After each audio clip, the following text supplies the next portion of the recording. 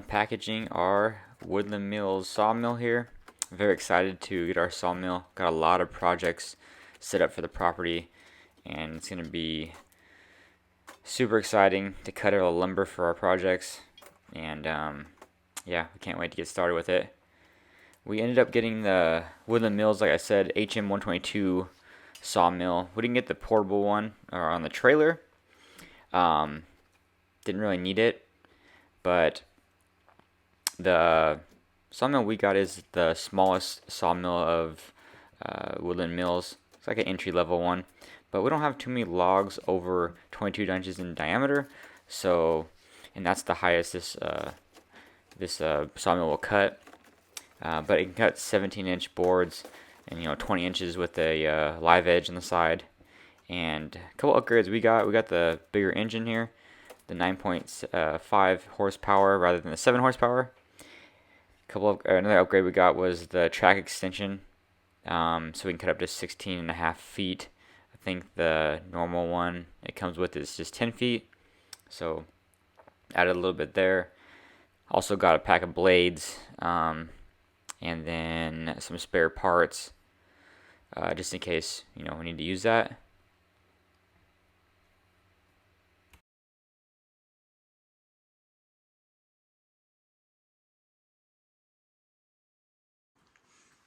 Open up here. I'm gonna leave this stuff in here until we get to the site because it's too heavy. Got the tracks right there, I think. Obviously the motor, the engine, the rails, a mouse turd. But then got the other accessories here. This is for the extension. Did some safety gear, hardware, water tank, pulley systems.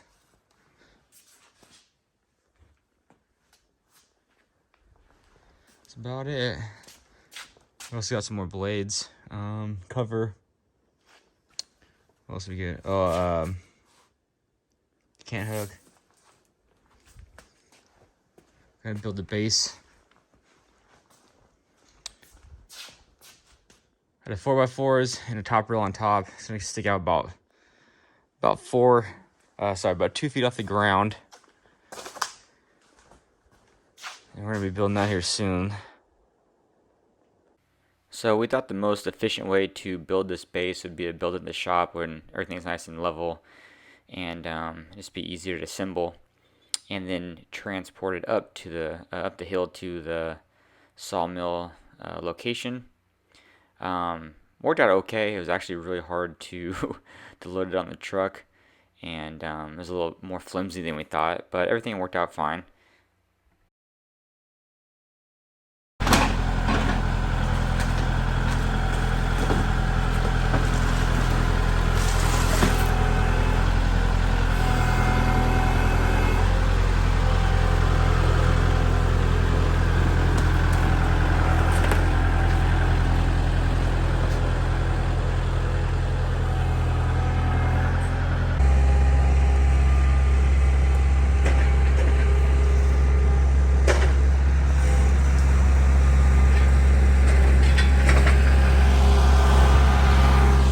Site right here.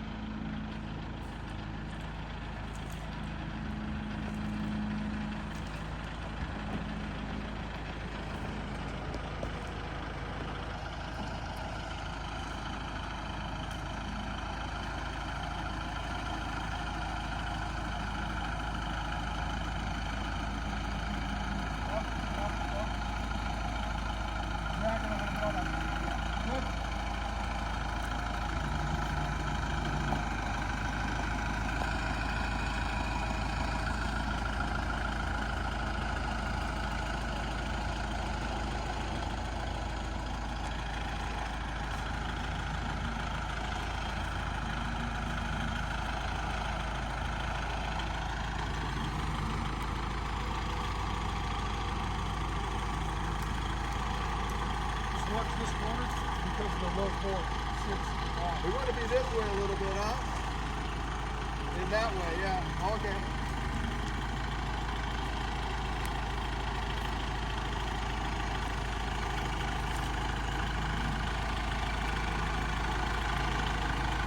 Something like that.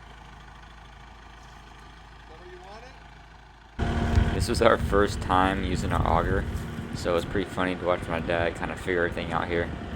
Didn't really ever use the PTO yet, so it's funny to see now, looking back, and how much faster and better we are at using it now. You know, even though it's not very complicated to use, but definitely a learning experience. Inch. Still more. Keep going, keep going, keep going, keep going, keep going, keep going. Good.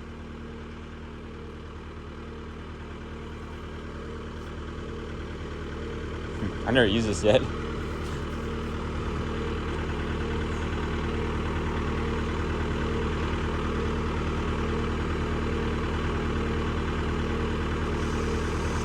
Hey. Oh, hey, hold on, there's something. What about it? What's that?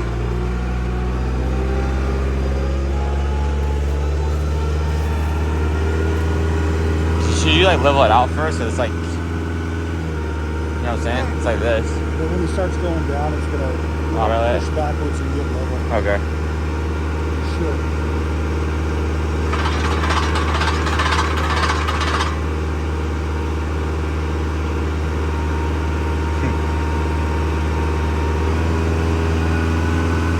Damn.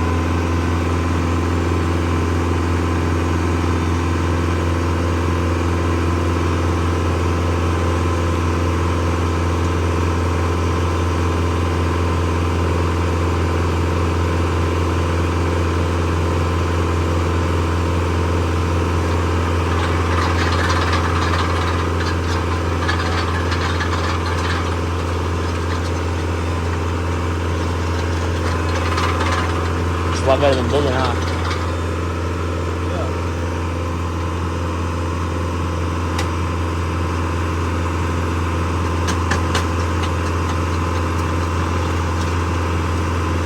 Should have marked 2 feet on there. Still can if you want to. Put a little paint on it.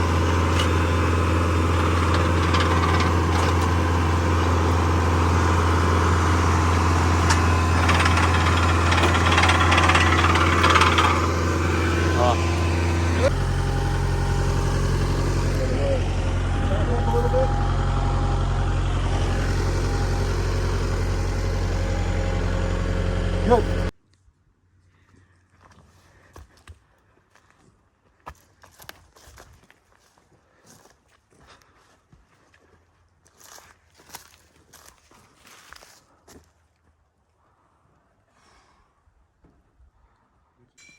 Now, since we got the base set, we're going to assemble the track here for the sawmill to roll on. Once again, going to do it in the shop, a little bit easier. Keep everything level and square. You got to make sure, you know, that all the rows are lined up here. I think it comes in 1, 2, 3, 4 sections, and they need to be flush on the top, square, and running parallel to each other. So it's kind of hard. Oh, and also level. I don't think I said that, but kind of hard to get it set up. But kind of got the hang of it towards the end.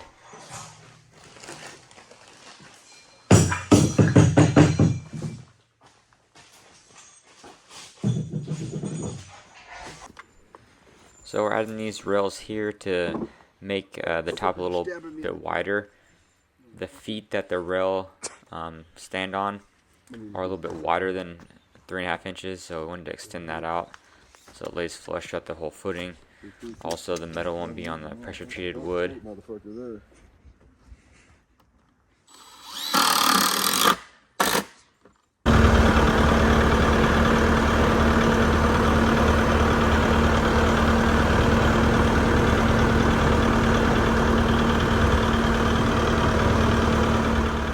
gonna speed it up for you guys a little bit here. It's gonna take a while to bring the actual saw up from the shop to the site, so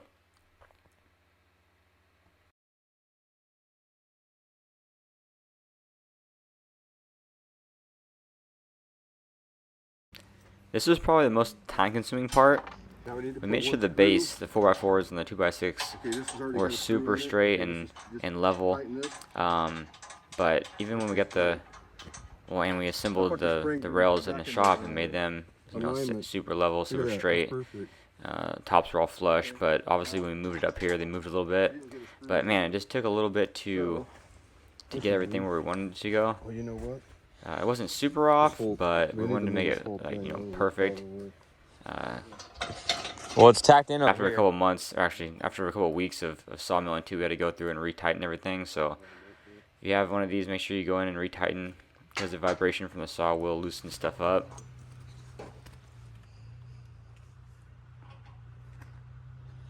Okay, the whole thing needs to go that way.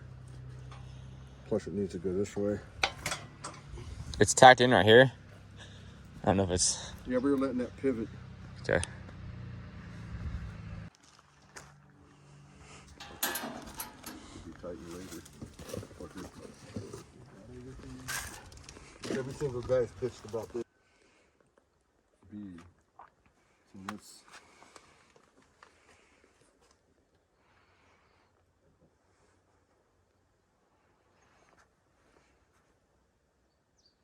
loosen B.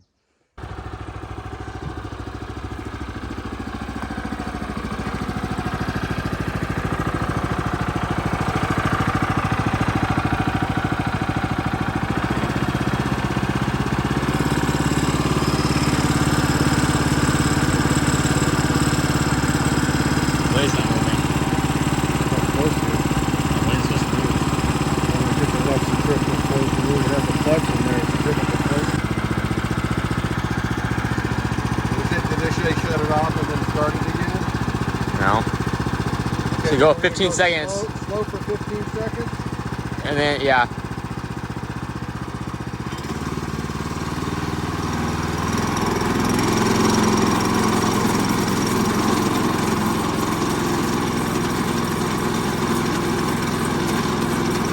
What's down there?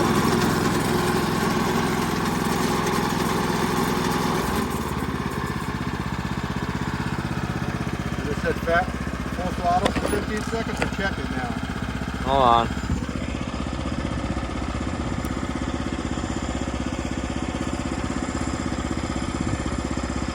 Full throttle.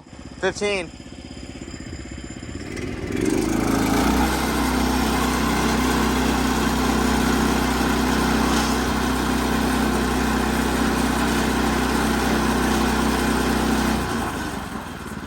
I think that was 15, but now turn it off.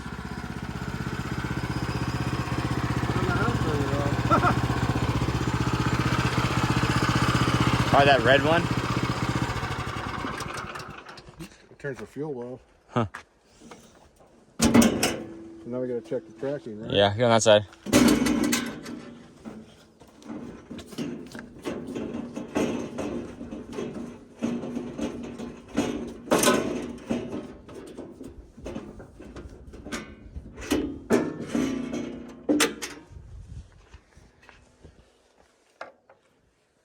Ooh.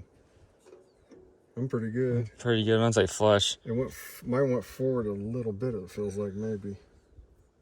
I don't know how it was because I didn't Yeah, check this side. Let me check that side.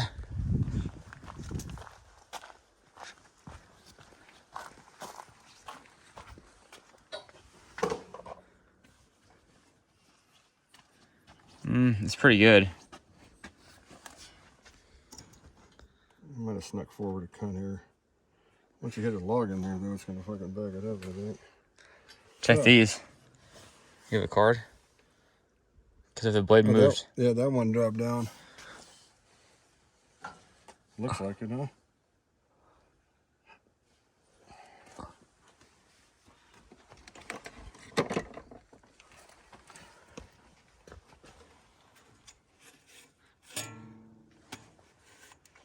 Where's the one for the back? This one might be a little too tight.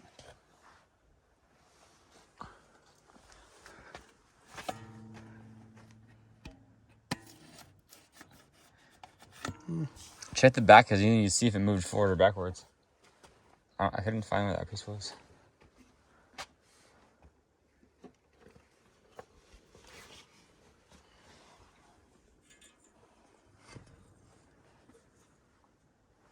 It might have moved forward a little bit. That's pretty tight there. Huh? I'll run it a little bit and see what happens. All right.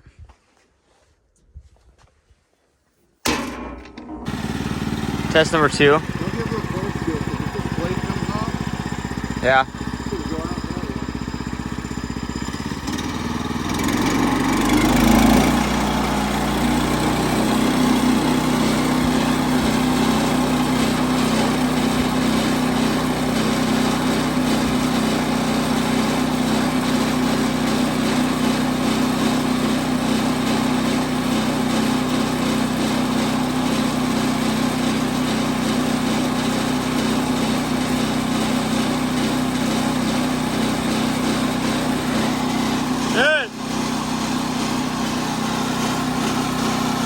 Hey! That's it.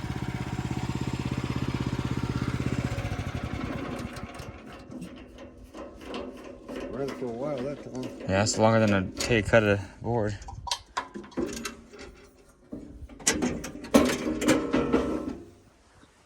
Oh, this looks alright. Mine's good. It's the same as it was. Okay. I mean, it's eased out a little bit here, but it's the same as it was. And that's the same as it was this lower one, so I think that might be a little low. I think it's okay. Alright, let's get a log. Let's pick our first log out.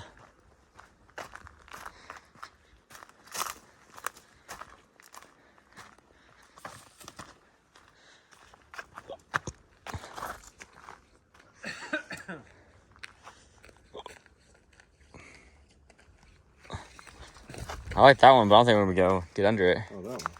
It's the biggest one. I think that's bigger than 22. Got a lot of sapling. Always do. How long is it? This one? It's gotta be at least 12.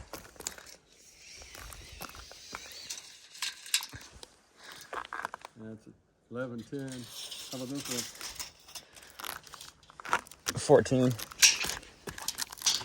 I'm gonna guess. Oh, this one's almost 16.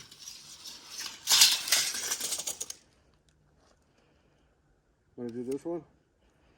Or you want to do this one? Oh, this one's closer.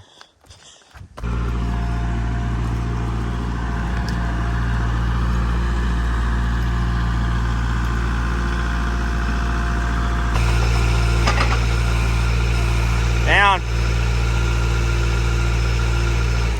Not very centered, dude. You gotta sit down.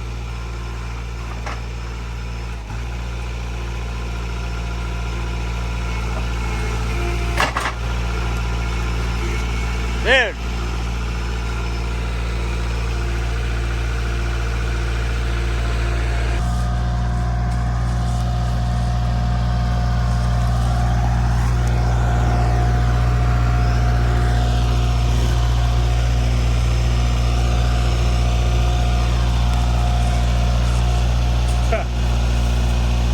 We need a jack, dude. We need a jack.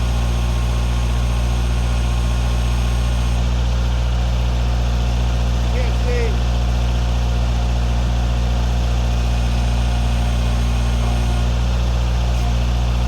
More?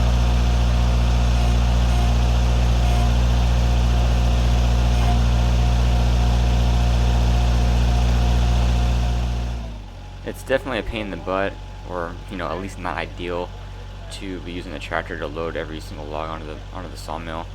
That's all I was telling my dad. We need to build a deck, and we end up doing that a little bit later. But a couple reasons is it's just hard to line it up every time, and who knows? You never know, the tractor could hit the sawmill or something like that. But also, if you need to use a tractor for something else, you can't really do anything, because if you're milling, you're gonna need the tractor up there moving the logs every single time. So if you have a deck, you could just roll it by hand. You can also store them up there too. It's a little bit more convenient. So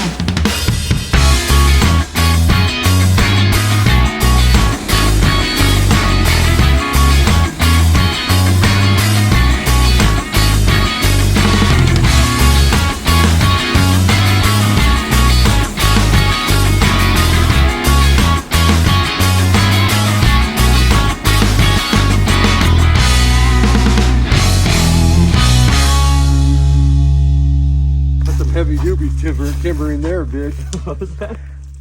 Heavy Newbury. Heavy duty timber in there.